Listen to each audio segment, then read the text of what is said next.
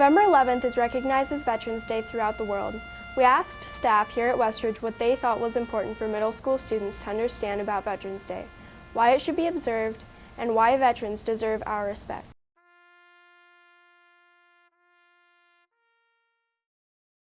What I remember the most, I did make quite a few friends, and life is precious. You meet and the friendships, the bonds you have. I consider the bonds I made when I was in the Marines as close as with my brother. It actually helps that my brother and I actually have a closer bond because we were both in the Marines. So it's something you can't, it's hard to explain, and you can't get it anywhere else. The friends I made, one of the cool things about the military is everybody has the same goal and you work together. And I have people that I haven't seen in 20 years, and we can run into each other and it's just like it was yesterday again. The bond you make with somebody in the military is fantastic.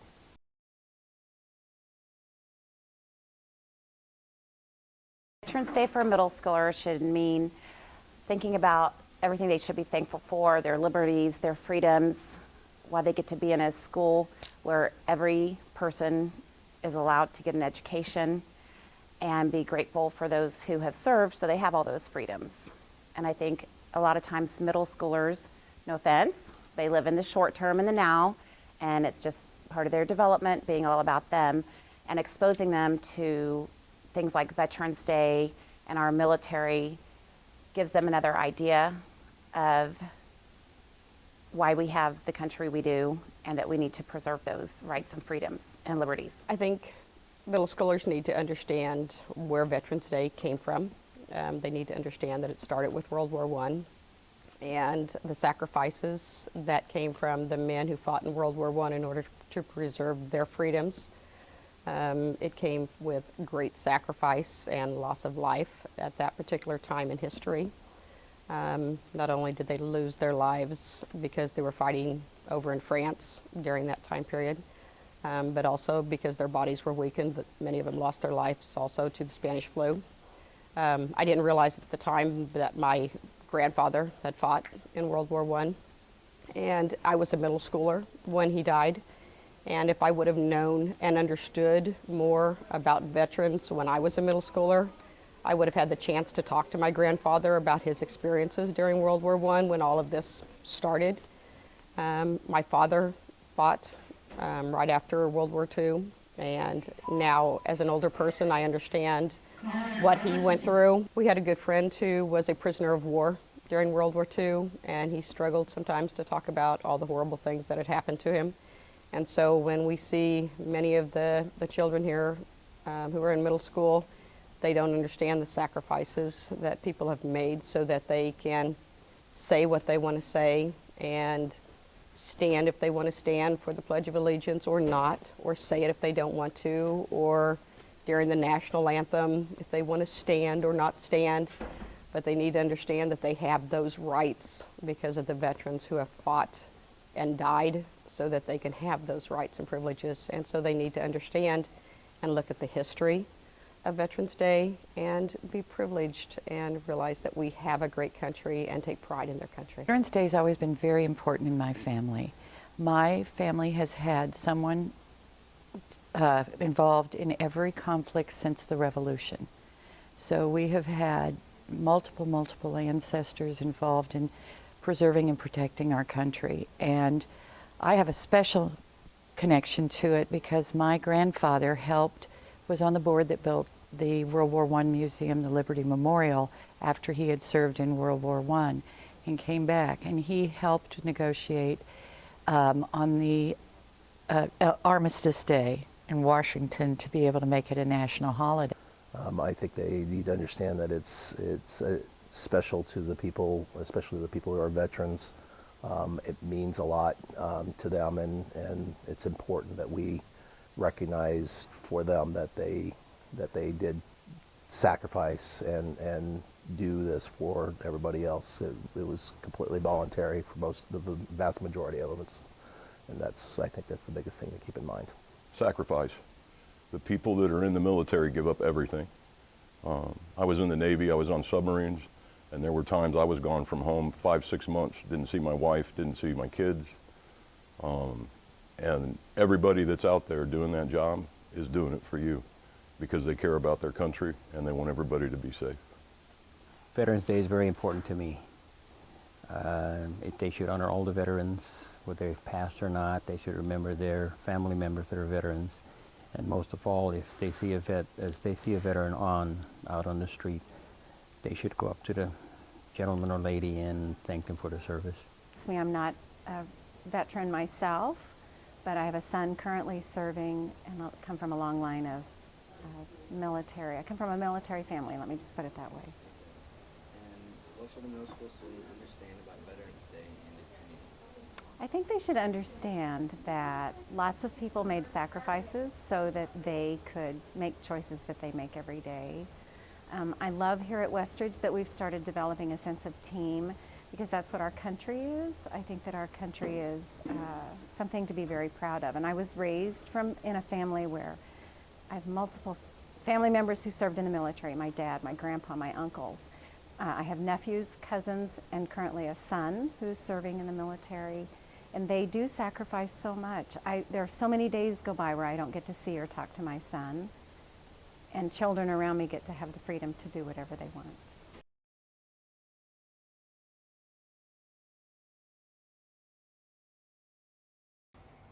Good morning. I'm Petty Officer 2nd Class, CB Combat Warfare, Jacob William Van Zant. Some of you know my mother, Mrs. Brewster. Hi, Mom. So I joined the Navy just over 6 years ago, and I've spent a lot of time doing training, and I've also been on 3 deployments. I started out in Great Lakes, Illinois for boot camp, where I spent about 10 weeks. And then I went to Gulfport, Mississippi for some more training, and then stationed out here in Southern California. I've been out here ever since. I've been on 3 deployments, 1 to Afghanistan, 1 to Sicily, and 1 to Okinawa, Japan. And I'm now currently stationed in Port Hueneme, California still, in a non-deployable status, so I'll be stateside for the next couple of years. So let me give you a little bit of background on Veterans Day and why we have it on November 11th every year. So Veterans Day was originally called Armistice Day. It signified the end of World War I.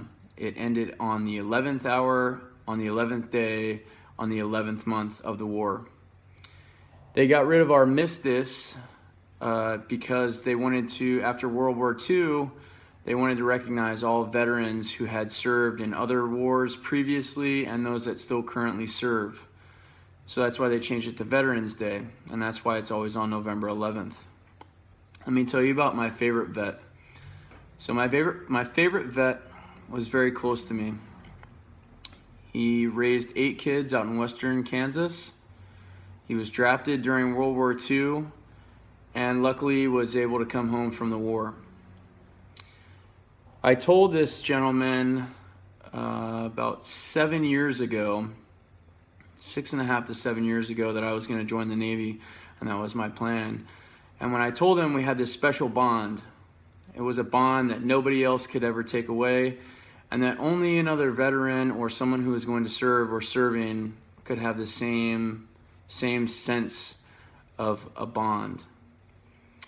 And once I told him, we had a few discussions, and he told me some things and some very interesting stories and what he had to overcome during the war. This man was my grandfather, and he served our country with pride and dignity, and like I said, luckily he was able to come home from it.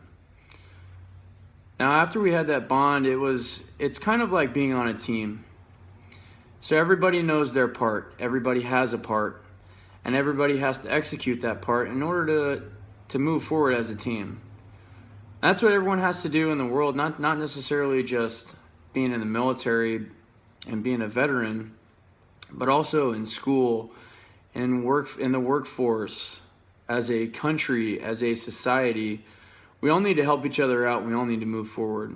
So this Veterans Day, take pride in being American and take pride in the freedoms that you have.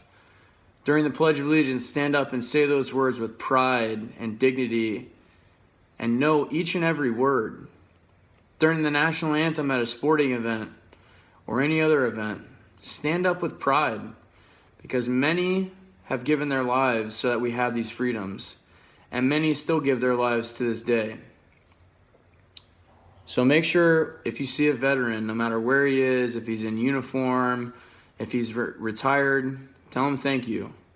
Tell him thank you for what he has done for this country, because without any veterans, we wouldn't be where we're at, and we wouldn't have the freedoms that we have today. Thank you for your time. Go Navy. Hoorah.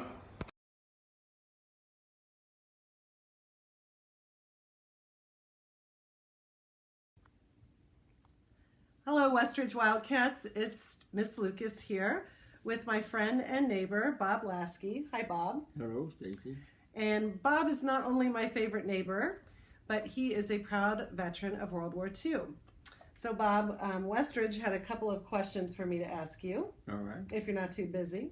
I'm not really very busy. Okay, great. We would love to know what you remember most about your experiences in the military. Well, I went in early 1942 because of the attack on Pearl Harbor, put us in World War II, and I went through various training programs, ended up aboard a ship called the USS Piedmont, which was a repair ship repairing destroyers that were damaged during the combat. Ended up, I did a little quick line-to-line, point-to-point survey of places I've been all over the Pacific Ocean. Ended up about 44,000 miles.